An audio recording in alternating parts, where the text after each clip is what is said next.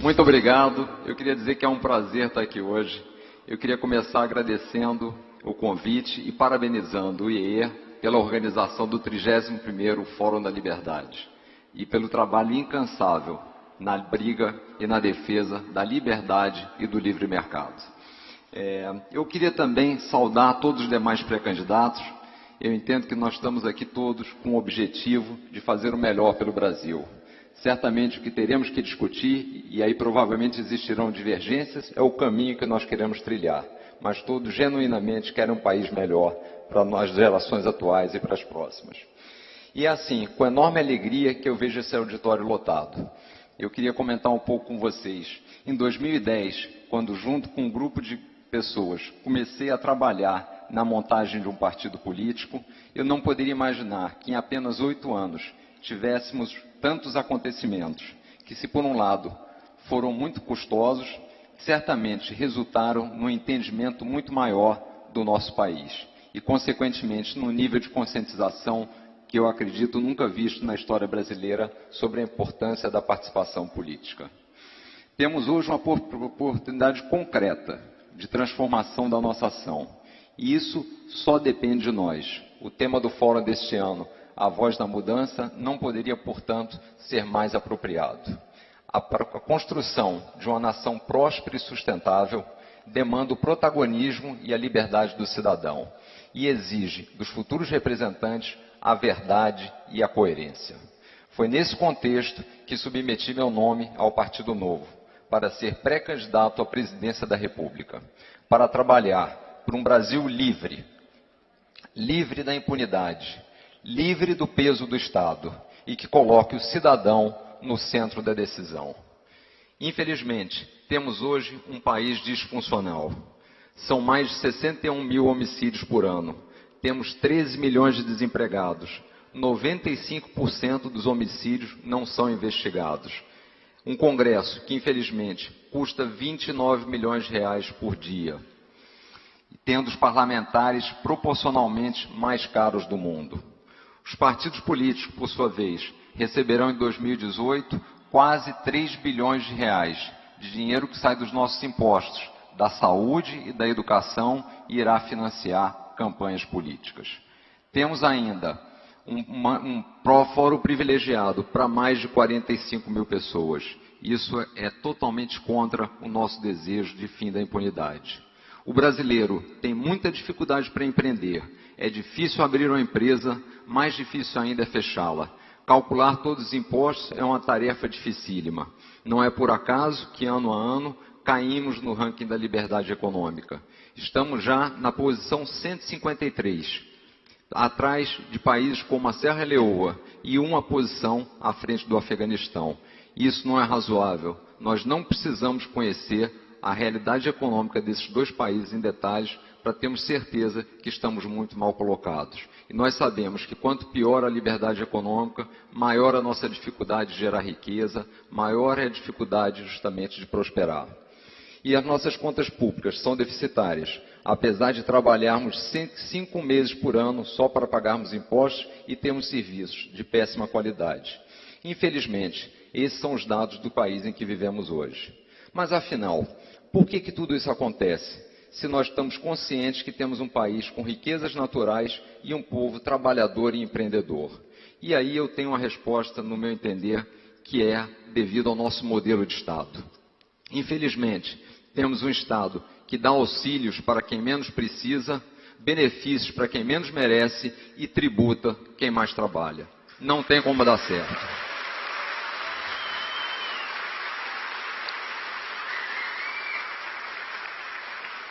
Nosso modelo de Estado é um grande concentrador de renda. Eu costumo dizer que é um Robin Hood às avessas. Tira dos mais pobres para dar para os mais ricos. Ele não serve ao cidadão do interesse brasileiro, os interesses do cidadão brasileiro, mas apenas aos interesses de uma minoria. Não aguentamos mais esse Estado intervencionista que impede o livre mercado, atrapalha o empreendedor e institui o capitalismo de Estado. Um modelo fracassado, pois quem escolhe os vencedores não é o consumidor como deveria ser, mas muitas vezes um burocrata do BNDES. Não aguentamos mais esse Estado paternalista, que tenta nos proteger de nós mesmos e não nos protege de terceiros. Ficamos, ao final, sem liberdade e sem proteção. Não aguentamos mais esse Estado que tenta ser empresário, administrando instituições financeiras, exploração de petróleo, entrega de correspondência, mas é incapaz de prover um atendimento digno na saúde e uma educação básica de qualidade. Não aguentamos mais um governo que fecha o Brasil para o mundo e assim impede a inovação, condenando a nossa nação ao atraso. Esse modelo precisa ser modificado, mas a conclusão, infelizmente, é óbvia. Dificilmente aqueles que se beneficiam deste modelo e dos seus privilégios estarão dispostos a alterá-lo.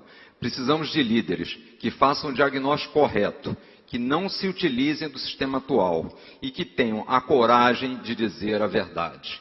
Chega do discurso mentiroso de que o impeachment da ex-presidente Dilma foi um golpe, de que a Venezuela é uma democracia.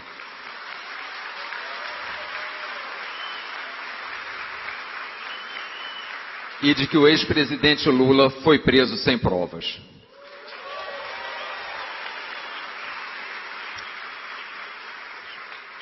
Chega de enganar a população com a afirmação de que uma reforma da Previdência não é necessária e que ela não tem déficit. Tem déficit sim, e foi de 268 bilhões de reais no último ano. Se nada for feito, em poucos anos, toda a nossa arrecadação será utilizada integralmente para o pagamento de aposentadorias.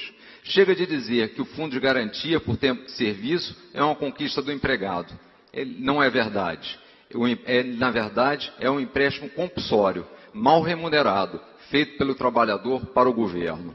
Chega de desinformar os brasileiros com o discurso de que gastamos 52% do nosso orçamento para pagamento de juros e que esse recurso poderia ser aplicado na educação ou na saúde. A verdade, infelizmente, é outra.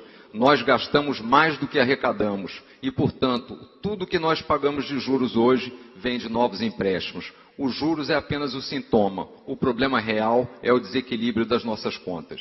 Chega de dizer que as empresas estatais são estratégicas. Não são. Elas são estratégicas apenas para alguns políticos que as utilizam para atender seus interesses privados.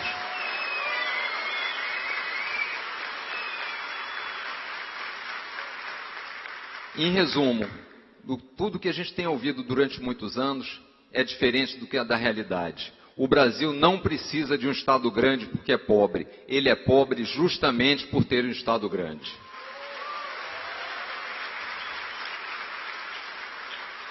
E como mudar esse quadro para melhorar a vida das pessoas? Essa foi a pergunta que eu me fiz em 2009 e a minha conclusão foi: o caminho é a renovação na política. E isso necessariamente tem que ser feito através das instituições. Somente as instituições trazem consequências e trazem resultados duradouros. Não existem salvadores da pátria. Isso nunca funcionou em nenhum lugar do mundo. Precisamos de novas práticas, novos conceitos e novas lideranças. A crença nos brasileiros, o desejo de morar no meu país e a vontade de deixar uma nação melhor para as próximas gerações foram as minhas motivações para entrar na política em 2010 e começar a construção do novo. O novo surgiu pela decisão de 181 cidadãos de transformarem a sua indignação em ação. Foram pessoas de todas as regiões do Brasil, de 35 profissões diferentes, com idade de 16 a 81 anos. O Novo foi o único partido criado nos últimos 20 anos sem ser oriundo de agremiações religiosas, de movimentos sindicais ou dissidências políticas. O Novo nasceu com o DNA da inovação, para funcionar de uma forma diferente. Por que o Novo? Os filiados são ficha limpa. Os candidatos do Novo passam por um processo seletivo. Separamos a gestão pública da gestão partidária. Os mandatários têm a obrigação de reduzir seus benefícios. Temos que dar o exemplo. Os vereadores do Novo, eleitos na última 2016, foram as nossas primeiras eleições, cortaram 70% do número de assessores e, no mínimo, 50% das verbas de gabinete. Abriram mão de carros com motorista e trabalham com apenas 6 assessores, quando em alguns lugares teriam direito a até 22. Coligações serão feitas, mas apenas com legendas, que tenham princípios e objetivos semelhantes aos nossos. Não faremos coligações para obter privilégios. Esse não é o DNA do Novo. Somos o único repito, o único dos 35 partidos políticos existentes no Brasil que não utiliza recursos públicos para sua manutenção.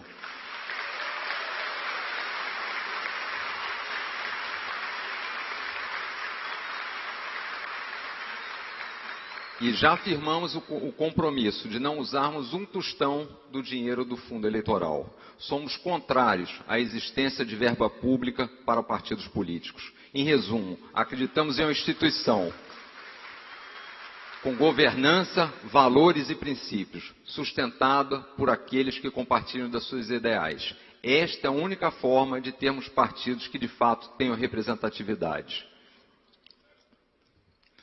Nós precisamos, na verdade, o que eu acredito? Eu acredito que para definir os nossos posicionamentos, e é um roteiro que eu procurarei seguir, eu acredito no Estado de Direito, onde todos são iguais perante a lei, nas instituições e não um salvador da pátria. Na coerência, nós devemos ser um exemplo do que pregamos. No protagonismo do cidadão, nós sabemos, melhor do que ninguém, o que fazer com as nossas vidas e com nossos recursos. Que é impossível termos uma sociedade próspera e combatermos a pobreza se a máquina pública nos impede de gerar riquezas. Na educação e na liberdade como criadores de oportunidades. Na valorização do sucesso e não do vitimismo. Que o combate à corrupção se faz com o fim da impunidade e com a redução do escopo de atuação do Estado. Que a melhor forma de melhorar os serviços públicos é delegar sua administração para a iniciativa privada. Que a pobreza se faz com a criação de riqueza e não com a sua distribuição. Que a melhor vacina contra o Estado intervencionista que limita a nossa liberdade, concentra renda, é, na verdade, o capitalismo. Talvez por isso ele seja tão sabotado. O que devemos atuar sempre, com visão de longo prazo, com humildade, equilíbrio e evitando os atalhos. São com essas premissas que pretendo trabalhar para construir o Brasil que queremos. Um Brasil seguro, onde a vida e a propriedade seja garantida. Um país simples, com menos burocracia. E um país livre, onde as pessoas tenham liberdade, oportunidade e sejam os protagonistas da sua vida. Acredito que as mudanças devam ter 5 eixos. Primeiro, corte de privilégios. Nós precisamos dar os exemplos. Redução de benefícios, fim do foro privilegiado, redução do número de ministérios. Nós podemos trabalhar com 10 a 12 ministérios, isso é mais do que suficiente.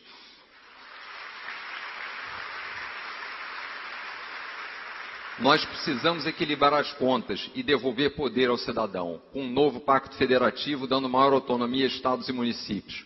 Privatização das empresas estatais, reforma da Previdência, precisamos ter as contas equilibradas. O cidadão deve decidir o que fazer com o seu fundo de garantia e precisamos também reduzir e simplificar a carga tributária.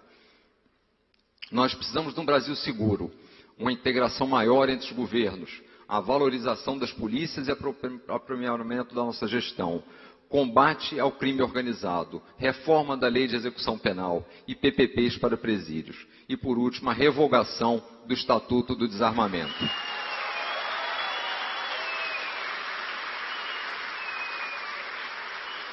As pessoas precisam ter responsabilidade com liberdade e o direito à legítima defesa.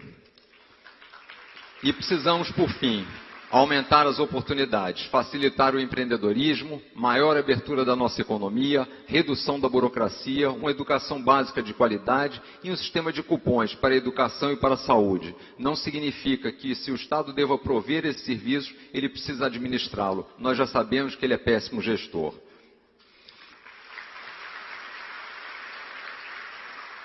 E como quinto ponto e último, fortalecimento das nossas instituições. Precisamos acabar com recursos públicos para os partidos, precisamos de maior independência entre os poderes, precisamos de uma sabatina rigorosa do Senado para todos os cargos que sejam exigidos e precisamos de uma autonomia do Banco Central. E aqui a gente já tem uma ideia que é justamente fazer o descasamento dos mandatos do presidente com o mandato do presidente do Banco Central com o presidente da República. Em resumo, toda a crise política e econômica e a Operação Lava Jato aumentaram em muito o nosso entendimento sobre o funcionamento da máquina pública. A atuação de parte da classe política deixaram clara a necessidade de renovação, não apenas nos nomes, mas das práticas e conceito.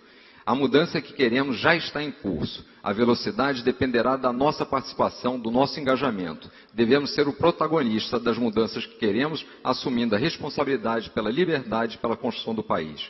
Cada um de vocês é o salvador que a pátria precisa. Vocês são a voz da mudança. Muito obrigado.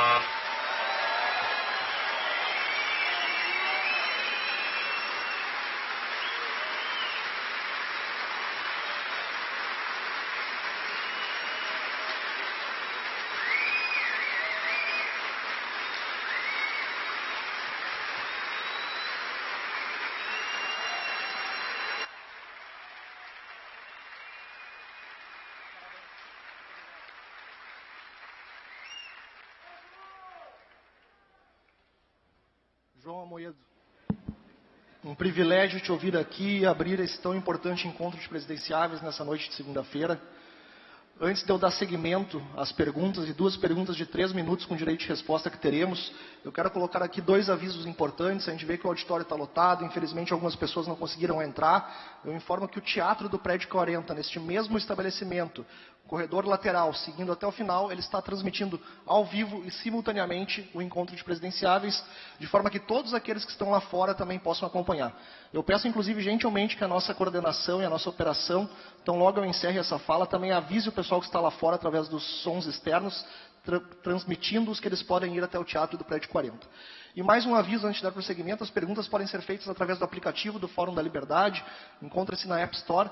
E muito importante, eu já recebo aqui muitas perguntas para todos os pré-candidatos, peço que enviem as perguntas na ordem de apresentação. Será muito difícil pegar perguntas de outros candidatos que já recebemos, estão lá embaixo, agora eu não conseguirei ler. Então, por favor, façam elas à medida que os candidatos, pré-candidatos estão se apresentando. Dito isso, mais uma vez, João, muito obrigado pela tua brilhante colocação inicial, e as minhas perguntas são 2, então, minha e da plateia. Começo com a primeira. O Novo, quando surgiu, como tu falaste, 8 anos atrás, o projeto, como todo projeto nascente, ele é olhado com descrença. E, por vezes, inclusive, era tarimbado e colocado um rótulo de um partido de banqueiros que se limitava à pauta econômica.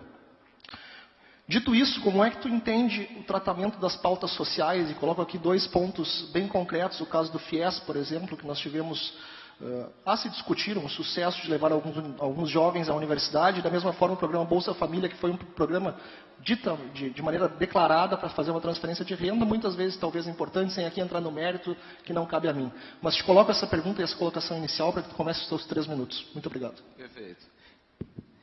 Nós julgamos o Bolsa Família um programa importante, porque nós precisamos, de fato, ter uma rede de proteção para aqueles que estão na miséria absoluta. E qual é a grande vantagem do Bolsa Família? É que o governo, justamente, ao invés de ter ido construir supermercados, contratar o caixa, comprar alimentos, ele deu os recursos para as pessoas. Então, isso é a melhor forma. O que nós precisamos, de fato, no programa é ter uma porta de saída. E, na verdade, comemorar a quantidade de pessoas que saem, não a quantidade de pessoas que entram no programa. Então, os programas sociais são importantes, eu entendo, para atender aqueles que estão na miséria. Agora, eu não tenho dúvida que o melhor programa social, já dizia o Ronald Reagan, é o trabalho. É a possibilidade que a gente tem de empreender. O brasileiro é um povo empreendedor por natureza. O que a gente tem que deixar é justamente o brasileiro poder fazer isso. Tirar essas amarras, tirar esse peso do Estado que impede que a gente crie riqueza, que a gente crie emprego. Então, acho que esse deveria ser o nosso foco de atuação e não perpetuar as pessoas em programas assistencialistas. Quanto a programas que fazem o financiamento do ensino, eu também julgo bons os programas. No caso do Fiesp, claramente o que houve foi um exagero na forma da liberação dos recursos, na quantidade, e isso fez, na verdade, com que você desequilibrasse o mercado, aumentando o preço de todas as faculdades. Mas tudo que pudesse ser feito para colocar o dinheiro na mão de quem vai comprar, do cidadão, é melhor do que a gente colocar esse dinheiro na mão do governo.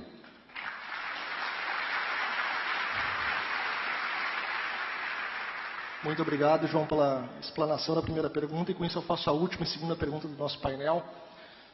Quando surgiu, inclusive estatutariamente, a gente via o Novo refratário a qualquer coligação e qualquer aliança. E confesso aqui no palco que me causou, inclusive, surpresa quando eu vi a palavra coligações no teu discurso, na tua explanação.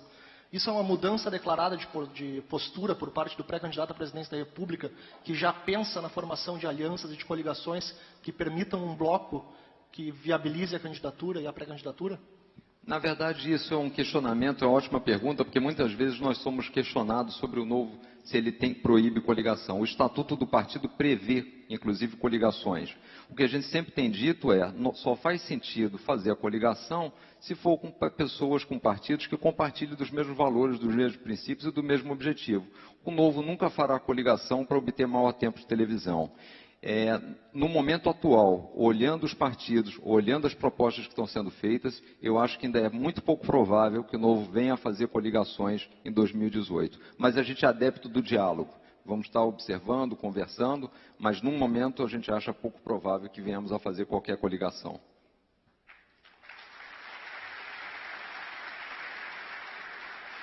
João, Dito isso, te agradeço a participação no encontro de presidenciáveis e, com isso, convido a voltar à plateia, onde continuaremos com nossa apresentação. Muito obrigado. Muito obrigado, eu que agradeço mais uma vez a todos.